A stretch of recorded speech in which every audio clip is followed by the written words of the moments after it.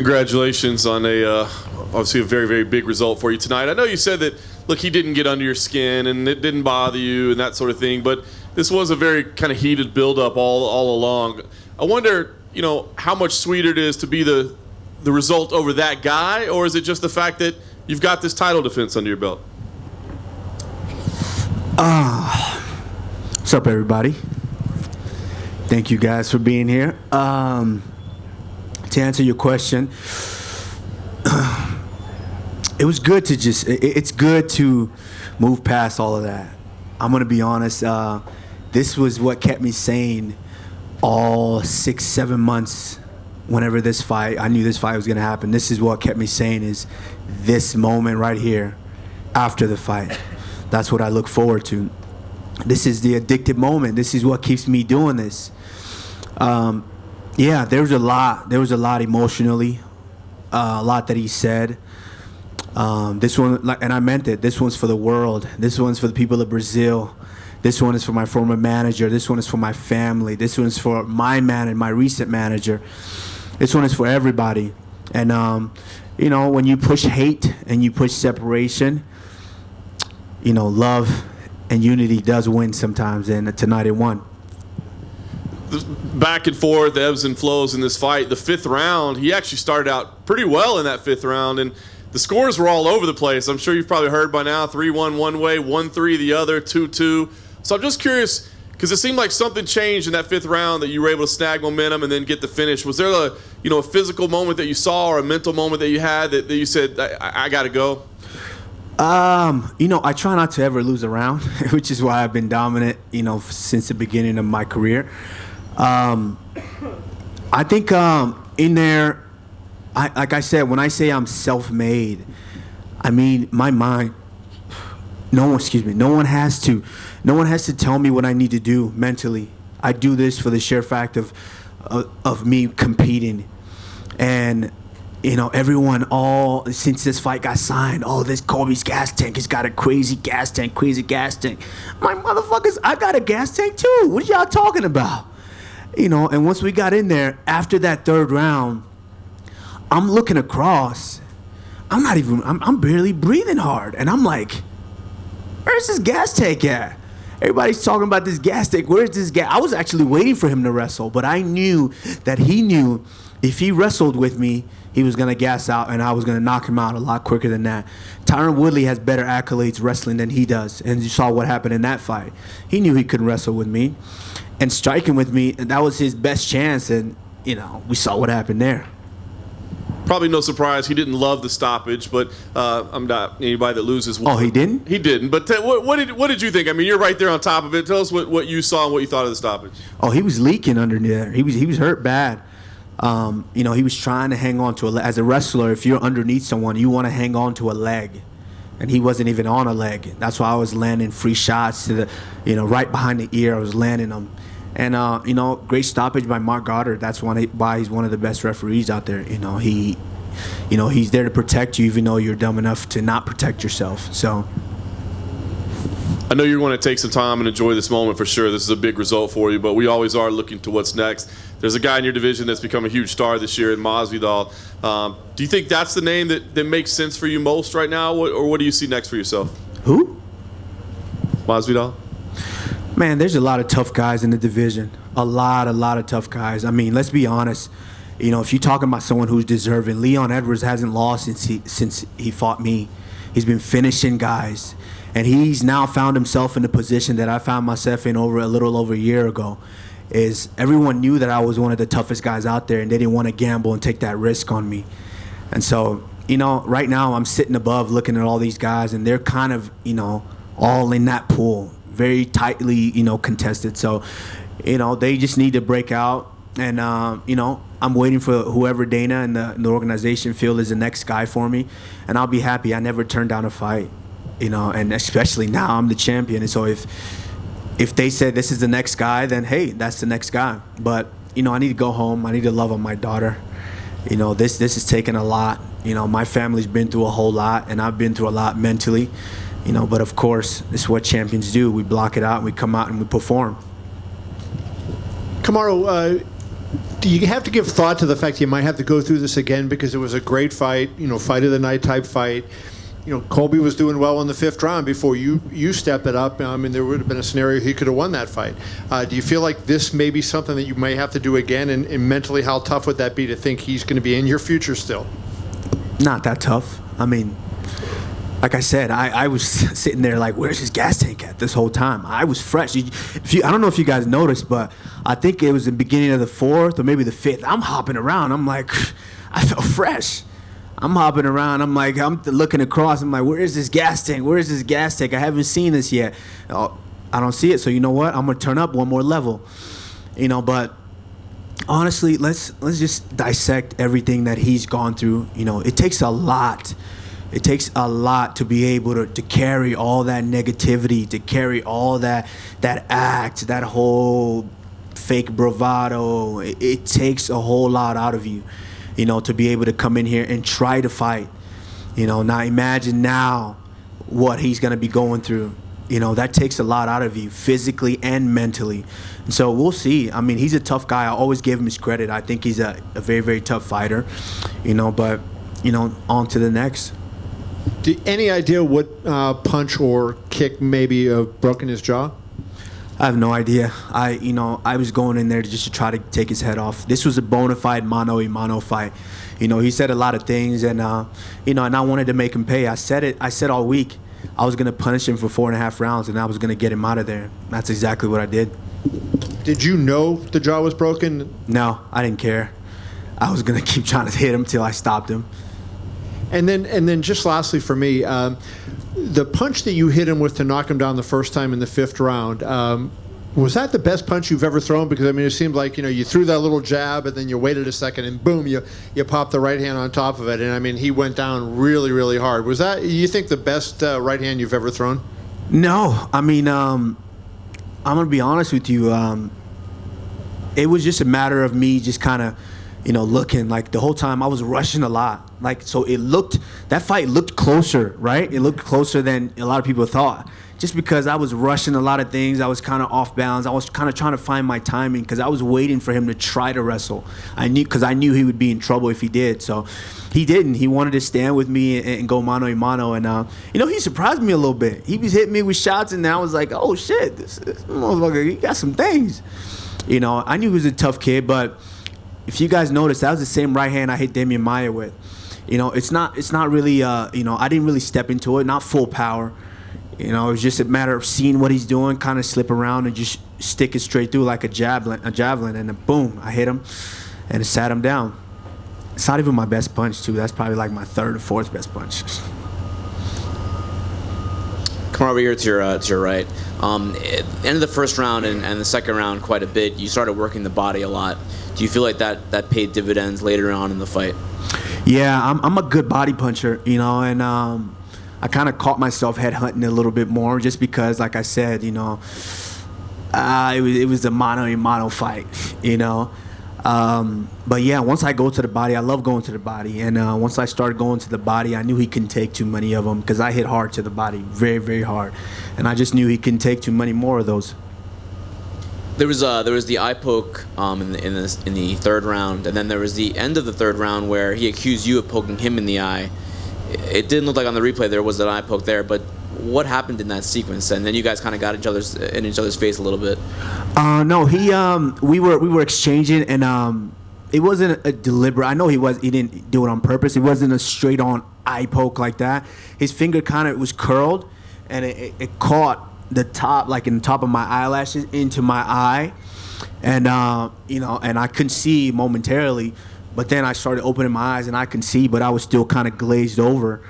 And I'm asking the doc, like, just wipe this shit off so I can keep going, so I can get going. And he's trying to talk to me, are you okay? Wipe the shit off, let me get going. So eventually he did. He was complaining about an eye poke, but it wasn't an eye poke. I know it wasn't an eye poke. And so that's why I said, who's breaking now? He likes to say guys are breaking, and I'm like, who's breaking now? Because I know damn well that wasn't no eye poke. And were there any key moments you think in the fight that were momentum changing or anything like that? Yeah, there was a couple.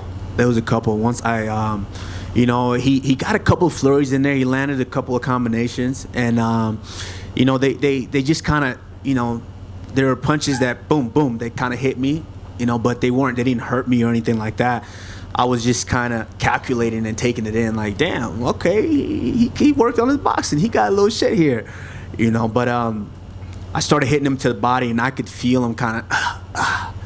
I'm like, oh, Nelly, I'm coming. Do you remember when that was, when you felt that? I think in the third round, a couple of times in the third round, I hit him with the right to the body, boom, and he was just like, and I'm like, ooh, it's gonna be a long night, And so I just kind of put my foot on the gas, and I wanted to get him out of there, and God willing, we did. We got it out of there.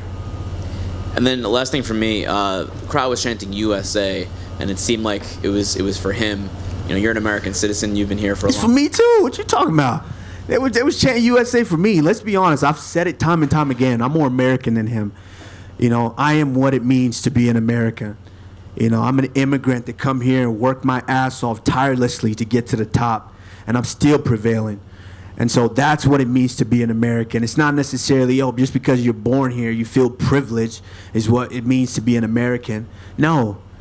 I told him, none of these guys work harder than me. That's what it means to be an American. I work my ass off, and I'm going to continue to work my ass off, and obviously with good integrity. I don't have to walk around like a punk and say certain things and abuse the whole country, abuse the whole world, and talk about people and religions and things like that. I don't have to, I'm going to walk with integrity, because at the end of the day, I want everyone that's watching me, every eye that's on me, to look at me and say, you know what? That's what we want to be. That's the example that we like. And so, I'm more American than him. So when they were chanting USA, you damn sure better believe that was because of me. Kamaru, talking about the body attack right over here, right in the middle, right over here. Here you go. I really liked what I saw you doing there. Why do you think we don't see more of that in MMA? You got to test it to their trainers. Whoever's fighting.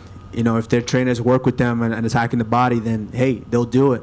I guess you practice what you preach. So if you go in there and you want to fight like that, then you better practice it. And you were staying diligent. You were punching to the body and you were kicking to the body. That's one thing I noticed. You kept focused on that.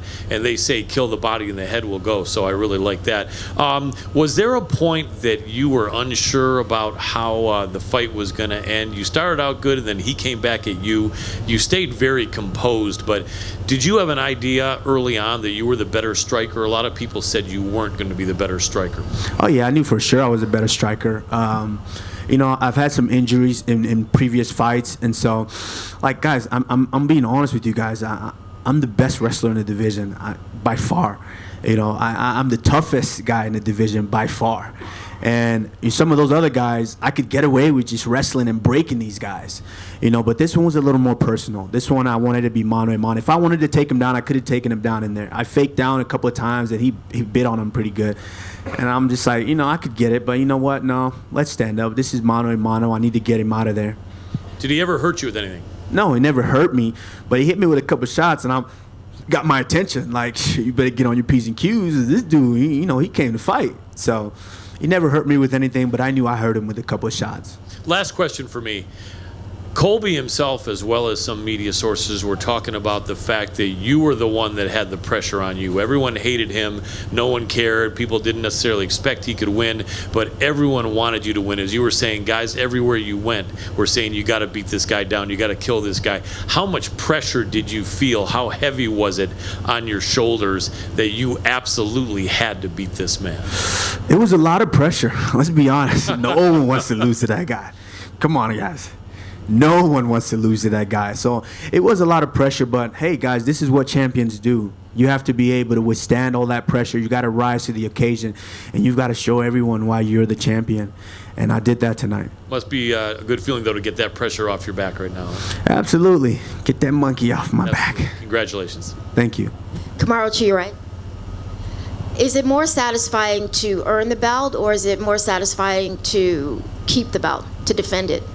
Well, I think I earned the belt both times, so that's more satisfying. A lot of guys think about, once they get the belt to become champion, they're like, oh, I need to defend it. Right from the beginning of the time, once I got this belt, my goal was to never think about defending Because if you're defending, you're feeling like, oh, I need to hold on to this. I need to hold on to this. So when guys get in there, they don't really let go because they just don't want to lose. They're like, oh, I don't want to lose this. No, each and every time I step in there, I'm fighting like I'm a new contender. And so I'm going to continue to do that, as long as my body lets me do it. Earlier this week, you said that Leon Edwards was the toughest competitor that you faced. Do you feel that way still, having known that Kobe fought the good portion of that fight with a broken jaw? Yeah, because with Kobe, I only had to use one arsenal to fight him tonight. Leon Edwards, he's a guy that you got to wrestle him sometimes. He's very, very sharp. He's a tough, talented guy. I'll give him his props. So in order for me to break Leon Edwards, I had to wrestle him sometimes. But when I mix it up, these guys can't hang with me right now. So I'm just going to go back to the drawing board. I'm going to continue to grow and get better and be the champion that everybody wants to see. And finally, do you find it poetic at all that he's going to have his mouth wired shut? Hey, you said it right on the money. You hit it right on the money. At the end of the day, honestly, I'm going to be real with you guys. Before I step into that cage, I pray every time. I pray not just for my safety, I pray for their safety as well. And, it's unfortunate that he has to go back home and wire that jaw shut. But, hey, the pressure was on him tonight. You said a lot of things, so you have to come in there and you have to back it up. And so, he was humbled. I like to think he was humbled, but, I wish him the best. No ill will, onwards and upwards. Right when I came in, my dad came. My dad worked for us to get us all over here. We became citizens, right? Yeah, I mean, we were kids when we came in. It was because he was in the military, so it took it took a while. But when you're 8 years old, you don't really give a shit. You just want to be with your family. So, I let my dad be the one to take care of all of that. Kamaru, you mentioned that right. You mentioned that you won this belt for everybody. For all your colleagues, for the country of Brazil, all of that. I'm curious, leading up to Fight Week, not asking you to betray any confidences, but can you share some of the specific messages or DMs that people shared with you in support of your fight against Colby? And did anyone really random reach out to you to wish you luck in this fight? A ton of guys reached out to me. A ton of his teammates. Let me go in my Brazilian accent. Brother, please kill this motherfucker. Please, brother. Go in my UK accent. Bruv, kill this lad, bruv. It's all over the place. My Nigerian, brother. Oh, God, kill this guy. It was all over the place. I was in Dominican Republic. These guys can't even speak English. These guys like, my friend, please, you have to kill this guy. Please, my friend. Everywhere I went. That's all I got. So it was a lot of pressure. But, at the end of the day, I had to be able to separate myself from that, actually go in the cage and compete. That's it. All right. Thank you, guys. I appreciate each and every one of you, the good, the bad, whoever is writing. Thank you. Thank you, guys. I'm going to have a good one, too.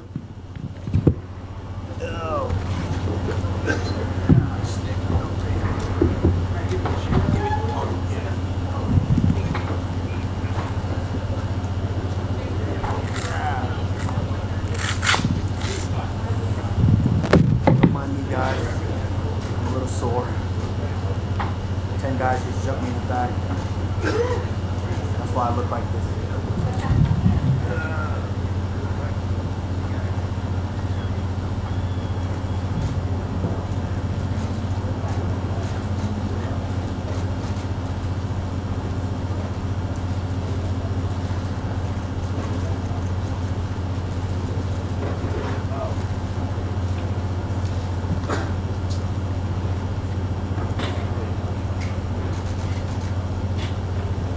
Guys.